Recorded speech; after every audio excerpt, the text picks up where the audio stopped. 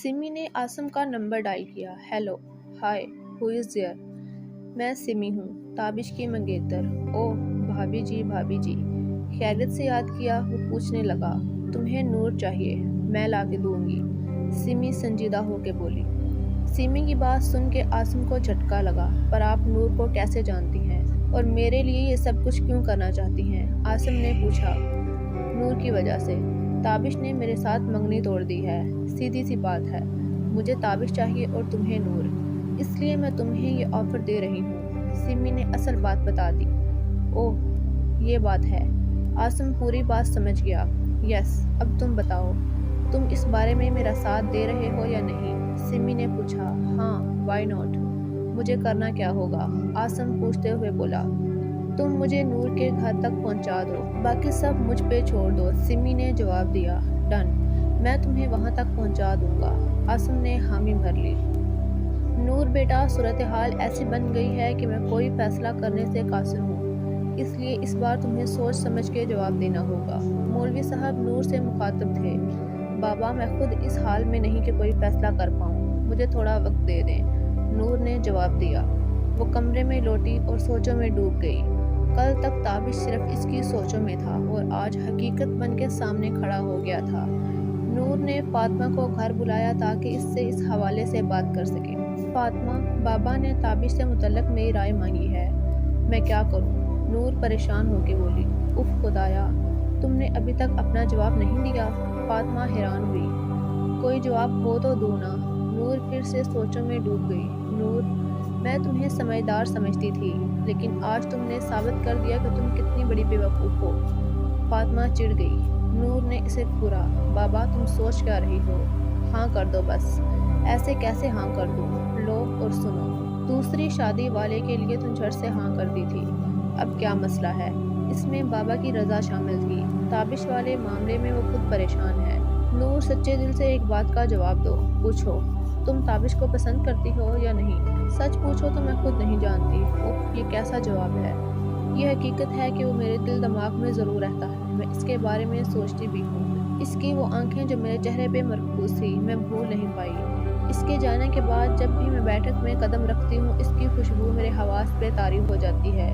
नूर बताते बताते चुप हो गई। नूर, यही तो प्यार है, तुम इसे पसंद करती हो। अब जब वो बाकायदा तौर पर तुम्हारा रिश्ता लेने आया है तो क्यों तुम फैसला नहीं कर पा रही हो? नहीं जानती, एक खौफ सा है दिल में, एक बेचैनी सी है। तुम जितना ज़्यादा सोचोगी फैसला लेना इतना ही मुश्किल होगा। बस अल्लाह का नाम लो और हाँ कर दो। फातिमा ने इसका कंधा थपथपाया।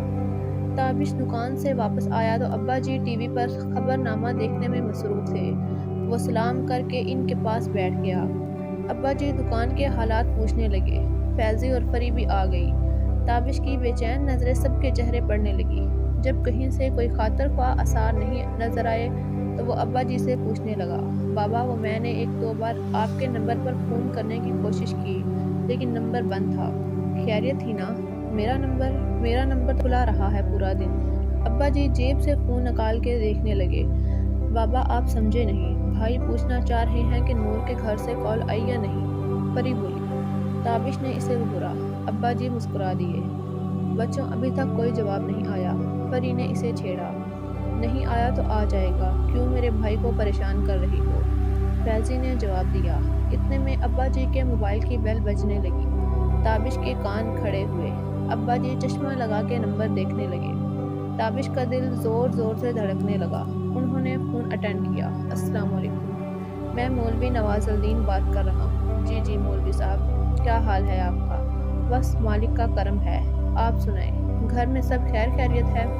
बस जी आपकी दुआएं चाहिए, अल्लाह पाक आपको अपने हिफ्ज़ो अमान में रखे, आमीन। जो कुछ दिन पहले आप रिश्ते के लिए तशरीफ़ लाए थे? हाँ जी, बस तब से आपके जवाब के ही मुंतज़िर हैं। बस जी बेटे का मामला है, सोच विचार तो करनी पड़ती है। बेशक आपको सोचने समझने का पूरा हक हासिल है।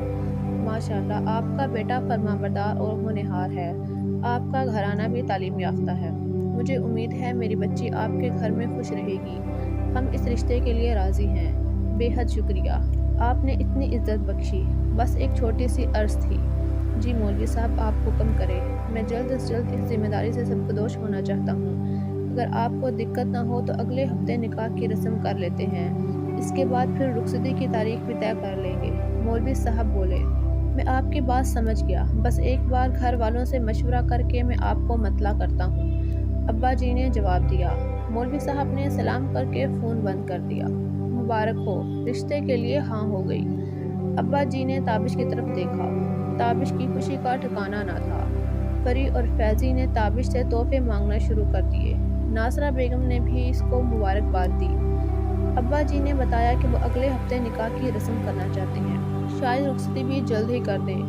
فیضی اور فری یہ سن کے پریشان ہو گئی کہ اتنی جلدی تیاریاں کیسے ہوں گی، لیکن تابش نے تسلی دی کہ سب کچھ ہو جائے گا۔ ابا جی نے مولوی صاحب کو اگلے جمعے کا شام کا وقت دیا کہ وہ چند لوگوں کے ہمراہ نکاح کے لیے حاضر ہوں گے۔ مقررہ دن تابش کے گھر والے چند رشتہ داروں کے ہمراہ نور کے گھر نکاح کی رسم کے لیے پہنچے۔ مولوی صاحب کی جانب سے بھی چند ایک مہمان مدعو تھے، کیونکہ سب کچھ بہت جلد ہوا تھا، اس لیے ان کے قریبی رشتہ دار شرکت نہ کر سکے۔ مولوی صاحب نے نور اور تابش کا نکاح پڑھایا۔ نکاح کے بعد مہمانوں کے کھانے کا بھی انتظام تھا۔ جب ایک ایک کر کے مہمان رخصت ہونے لگے تو تابش نے مولوی صاحب سے سرگوشی کی۔ آپ سے ایک عرض تھی۔ جی بیٹا بتائیں۔ مولوی صاحب بولے، اگر آپ کو اعتراض نہ ہو تو میں پردے میں رہتے ہوئے اپنی منکوحہ سے بات کرنا چاہتا ہوں۔ وہ سر جھکا کے بولا۔ مولوی صاحب تھوڑی دیر کے لیے خاموش ہوئے، پھر گھر جا کے نور سے اس بارے میں بات کی اور اس کی بھی مرضی پوچھیں کہ وہ بھی بات کرنا چاہتی ہے یا نہیں۔ فاطمہ کے اشارہ کرنے پر نور نے حامی بھر لی۔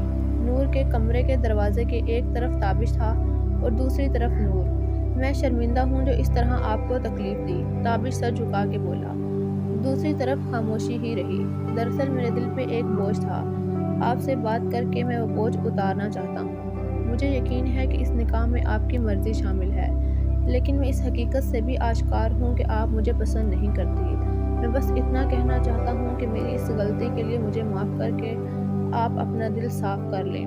میں کوشش کروں گا کہ آنے والے دنوں میں میری طرف سے آپ کو کسی طرح کی کوئی تکلیف نہ ہو۔ تابش نے اپنی بات مکمل کر دی۔ نور کی طرف سے پھر بھی کوئی جواب نہیں آیا۔ تابش واپس مڑا۔ سنیے، نور کی آواز تابش کے کانوں میں پڑی، میں بھی آپ سے معافی مانگنا چاہتی ہوں۔ میری وجہ سے آپ کی دل آزاری ہوئی۔ میں نے نہ صرف آپ پہ بے بنیاد الزام لگایا بلکہ ہاتھ بھی اٹھایا۔ آپ کے جانے کے بعد سے لے کے اب تک میں احساس جرم میں مبتلا رہی ہوں۔ ہو سکے تو مجھے معاف کر دیجیے گا۔ نور شرمندہ ہوئی۔ آپ کو معافی مانگنے کی ہرگز کوئی ضرورت نہیں ہے۔ کہیں نہ کہیں میری غلطی ضرور تھی، تابش نے جواب دیا۔ ایک طرف فاطمہ کی نظریں نور پر جمی تھی اور دوسری طرف فیضی اور پری تابش کو دیکھ رہی تھی۔ اس صورتحال کو سمجھتے ہوئے تابش نے مزید کوئی بات کرنے سے اجتناب کیا اور سلام کر کے وہاں سے چلا گیا۔ مولوی صاحب نے ابا جی کے ساتھ مشورہ کر کے رخصتی کی تاریخ طے کر دی۔ شادی کی تیاریوں کے لیے بس 1 مہینہ تھا۔ ابا جی نے مولوی صاحب سے عرض کی کہ وہ کسی طرح کا جہیز قبول نہیں کریں گے، اس لیے انہیں ایسی کسی تکلف میں پڑنے کی ضرورت نہیں ہے۔ مولوی صاحب ان کے اس فیصلہ سے خوش بھی تھے، لیکن وہ اپنی اکلوتی بیٹی کو 2 کپڑوں میں رخصت کرنے کے لیے بھی راضی نہیں تھے۔ جہاں ایک طرف تابش اپنے گھر والوں کے ساتھ زور و شور سے شادی کی تیاریوں میں مصروف تھا، دوسری طرف نور کے اچانک نکاح کے باعث مولوی صاحب دور دراز کے رشتہ داروں کو مدعو نہیں کر پائے۔ اس لیے انہوں نے فیصلہ کیا کہ خود جا کے سب کی شکایت دور کریں اور شادی کا دعوت نامہ بھی اپنے ہاتھ سے بانٹ کے آئیں۔ فاطمہ اور اس کی امی نور کے ساتھ رک گئیں اور مولوی صاحب 2 دن کے لیے رشتہ داروں کے چل پڑے۔ عصر کی اذان ہوئی تو نور نے نماز کا وضو کیا۔ اتنے میں دروازے پر دستک ہوئی۔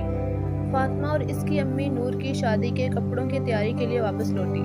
جلدی سے دیکھ کے بتاؤ، اگر تبدیل کروانے ہیں تو امی اور میں دوبارہ بازار جاتے ہیں۔ فاطمہ نے 2 شاپنگ بیگ نور کو تھمائے۔ عصر کا وقت نکل رہا ہے، میں نماز پڑھ لوں پھر دیکھتی ہوں۔ نور بولی۔ اچھا بابا نماز پڑھ لو، فاطمہ بولی۔ نور نماز پڑھنے لگی۔ فاطمہ کی امی چائے بنانے کے لیے کچن میں چلی گئی اور فاطمہ شاپنگ بیگ لیے کمرے میں چلی گئی۔ دروازے پہ دستک ہونے لگی۔ فاطمہ جلدی سے دروازے پر پہنچی۔ کون؟ جی مجھے نور سے ملنا ہے، پلیز جلدی دروازہ کھولیں۔ انسنی آواز فاطمہ کے کانوں میں پڑی۔ فاطمہ نے دروازہ کھولا۔ سمی ہڑبڑا کے گھر میں داخل ہوئی۔ آپ نور ہیں؟ وہ بکھلا کے بولی۔ نہیں، پر آپ کون ہیں؟ فاطمہ گھبرا گئی۔ میں تابش کی خالہ زاد ہوں۔ مجھے نور سے ملنا ہے۔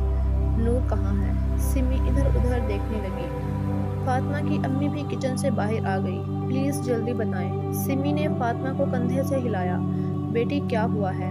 تم اتنی پریشان کیوں ہو؟ فاطمہ کی امی آگے بڑھ کے پوچھنے لگی۔ آنٹی تابش کا ایکسیڈنٹ ہوا ہے، اس کی حالت بہت نازک ہے، بار بار نور کا نام لے رہا ہے، میں نور کو لینے آئی ہوں۔ سمی کی سانس پھولنے لگی۔ نور نماز پڑھ کے صحن میں پہنچی تو سمی کی بات اس کے کان میں پڑی۔ فاطمہ اور اس کی ماں کے رونگٹے کھڑے ہوئے۔ سمی کی نظر نور پر پڑی تو وہ دوڑتی ہوئی اس کے پاس پہنچی۔ آپ نور ہیں، پلیز میرے ساتھ چلیں۔ تابش زندگی اور موت کی کشمکش میں ہے۔ نور اپنے حواس کھو چکی تھی، وہ بس آنکھیں پھاڑے سمی کو دیکھتی رہی۔ آنٹی آپ انہیں کہیں نا، وقت بہت کم ہے۔ سمی فاطمہ کی امی کے پاس آ کے بولی۔ نور کی حالت دیکھ کے فاطمہ اس کے پاس آئی۔ نور نور، وہ اس کے بازو سے پکڑ کے ہلانے لگی۔ نور نے کوئی جواب نہ دیا۔ نور بیٹا کچھ تو بولو۔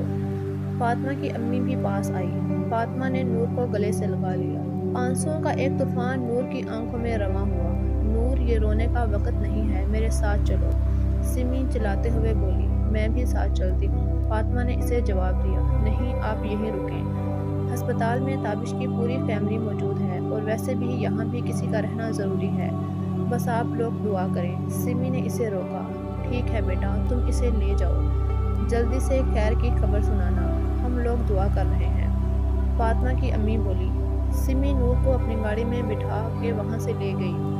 بھائی، فیضی بھاگتی ہوئی تابش کے پاس پہنچی۔ کیا ہوا؟ وہ ابا جی کے کمرے میں بیٹھا حساب کتاب میں مصروف تھا۔ فیضی نے ایک پیکٹ اور کاغذ کی پرچی اسے تھمائی۔ تابش نے پیکٹ کھول کے دیکھا تو اس میں پیسے تھے۔ وہ پرچی کھول کے پڑھنے لگا۔ میں سمجھ رہا تھا کہ یہ کام بس محبت میں ممکن ہے، پر سمی نے ثابت کر دیا کہ نفرت محبت سے زیادہ طاقتور ہے۔ تمہاری محبت نور کو بچانے میں ناکام رہی، لیکن سمی کی نور سے نفرت کامیاب ہو گئی۔ تم تو اپنا وعدہ پورا نہیں کر پائے، میں اپنا وعدہ پورا کر رہا ہوں۔ یہ وہ رقم جو میں نے تمہیں نور کے بدلے میں دینے کا وعدہ کیا تھا، میں اپنا وعدہ پورا کر رہا ہوں۔ عاصم۔ تابش کے رونگٹے کھڑے ہوئے۔ وہ پاگلوں کی طرح اپنے کمرے کی طرف دوڑا، اپنا پستول الماری سے نکالا اور گھر سے باہر نکل گیا۔ فیضی، پری اور ابا جی اسے آوازیں دیتے رہے کہ ہوا کیا ہے، لیکن وہ بنا کچھ بولے چلا گیا۔ تابش بہت اچھی طرح سے واقف تھا کہ عاصم نور کو اپنے فارم ہاؤس پہ لے گیا ہوگا۔ اندھا دھند بائک دوڑاتے ہوئے وہ عاصم کے فارم ہاؤس کی طرف جا رہا تھا۔ اس کا دماغ بالکل کام کرنا چھوڑ گیا۔ نور کا معصوم چہرہ بار بار آنکھوں کے سامنے آ رہا تھا۔ عاصم کے شفاف ارادوں سے وہ اچھی طرح سے واقف تھا۔ تابش عاصم کے فارم ہاؤس کے گیٹ پر پہنچا تو گیٹ کیپر نے اسے اندر جانے سے روک دیا۔ وہ اسے دھکا دیتے ہوئے اندر داخل ہوا۔ عاصم کے نام کی آوازیں لگاتے ہوئے وہ جب اندر پہنچا تو وہ شراب کا گلاس ہاتھ میں پکڑے صوفے پر بیٹھا تھا۔ تابش نے پاس آ کے اس کو گریبان سے پکڑا۔ نور کہاں ہے؟ بتاؤ، نور کہاں ہے؟ تابش کی آنکھوں سے آگ برسنے لگی۔ نور؟ عاصم اپنے ہوش میں نہیں تھا۔ ہاں نور، کہاں ہے وہ؟ تابش چلایا۔ عاصم خاموش کھڑا رہا۔ تابش نے اس کے گریبان پہ ایک زوردار مکہ رسد کیا تو وہ فرش پر جا گرا۔ اس نے عاصم کے گریبان پہ پھر سے ہاتھ ڈالا اور اسے کھڑا کیا۔ بتا عاصم، نور کہاں ہے؟ تابش چلایا۔ نور؟ وہ کانچ کی گڑیا، وہ تو ٹوٹ گئی۔ عاصم مدہوشی میں بولا۔ تابش پاگلوں کی طرح اسے پیٹتا رہا اور اس کے منہ سے خون جاری ہوا، اور پھر بھی وہ ایک ہی بات کرتا رہا۔ کانچ کی گڑیا تو ٹوٹ گئی، مجھے مت مارو، وہ ٹوٹ گئی۔ عاصم رونے لگا۔ عاصم ہوش میں آؤ اور مجھے بتاؤ نور کہاں ہے؟ تابش نے اس کو بالوں سے پکڑ لیا۔ آؤ میں تمہیں دکھاتا ہوں، وہ ٹوٹ گئی ہے۔ عاصم اپنا جسم سنبھال نہیں پا رہا تھا۔ تابش نے اسے سہارا دیا۔ وہ ایک ایک قدم اٹھاتے ہوئے اسے کمرے میں لے گیا۔ تابش جب کمرے میں پہنچا تو اس کے پاؤں کے نیچے سے زمین نکل گئی۔ نور اپنے برقعے میں ملبوس کمرے کے فرش پر پڑی تھی۔ تابش عاصم کو چھوڑ کے نور کی طرف لپکا۔ اس کی آنکھیں ایک ہی جگہ جمی تھی۔ اس کا جسم بے حس و حرکت تھا، ناک سے لہو بہتے بہتے رک گیا تھا۔ نور، نور اٹھو۔ تابش اس کے پاس گھٹنوں کے بل بیٹھ کے اسے ہلانے لگا۔ ٹوٹ گئی ہے، میں نے کہا نا ٹوٹ گئی۔ عاصم کی آواز پھر سے اس کے کان میں پڑی۔ نور کی سانسیں نہیں چل رہی تھی۔ تابش نے اس کا سر اپنے گود میں رکھ لیا اور ایک دردناک چیخ اس کے گلے میں اٹک گئی۔ عاصم اسی طرح بڑبڑاتا رہا۔ کانچ کی گڑیا ٹوٹ گئی، تابش پھر سے آسم کی طرف لپکا۔ کیا کیا تم نے اس کے ساتھ؟ بتاؤ مجھے، ورنہ میں تمہیں مار ڈالوں گا، بتاؤ۔ اس نے پھر سے آسم کو بالوں سے پکڑ لیا۔ میں نے کچھ نہیں کیا، آسم اسی مدہوشی میں بولا۔ تم نے کچھ نہیں کیا تو یہ کیسے مر گئی؟ کیوں مارا نور کو؟ میں تمہیں زندہ نہیں چھوڑوں گا۔ تابش دھاڑنے لگا اور پھر سے اس کے چہرے پر مکوں کی بارش شروع کر دی۔ تم نے مارا ہے اسے، تم نے، آسم بولا۔ آسم کیا کیا تم نے نور کے ساتھ؟ بتاؤ۔ تابش نے اس کی بند ہوتی آنکھوں میں آنکھیں ڈالی۔ میں نے بس یہی بتایا کہ تم میرے کہنے پر اس کے گھر گئے، اس سے محبت کی، اس کے لیے رشتہ بھیجا اور نکاح کیا۔ وہ چپ چاپ کھڑی رہی، سنتی رہی، کچھ نہیں بولی، بس اس کے ناک سے خون بہنے لگا۔ پھر وہ کھڑے کھڑے گر گئی۔ میں اس کے لیے پانی لایا لیکن وہ تو کانچ کی گڑیا نکلی، اتنی سی ٹھوکر برداشت نہیں کر پائی، دیکھو نہ ٹوٹ گئی۔ آسم فرش پہ گر گیا۔ تابش کے گرد آندھیاں چلنے لگی۔ اس کے وہم و گمان میں بھی نہیں تھا کہ کبھی نور اس حقیقت سے آشکار ہوگی۔ ہم دونوں ایک ہی گناہ کے مرتکب ہیں، لیکن دونوں کی سزا میں فرق ہے۔ تم جان دے کے سزا پوری کرو گے اور میری ہر سانس اس جرم کا قرض چکائے گی۔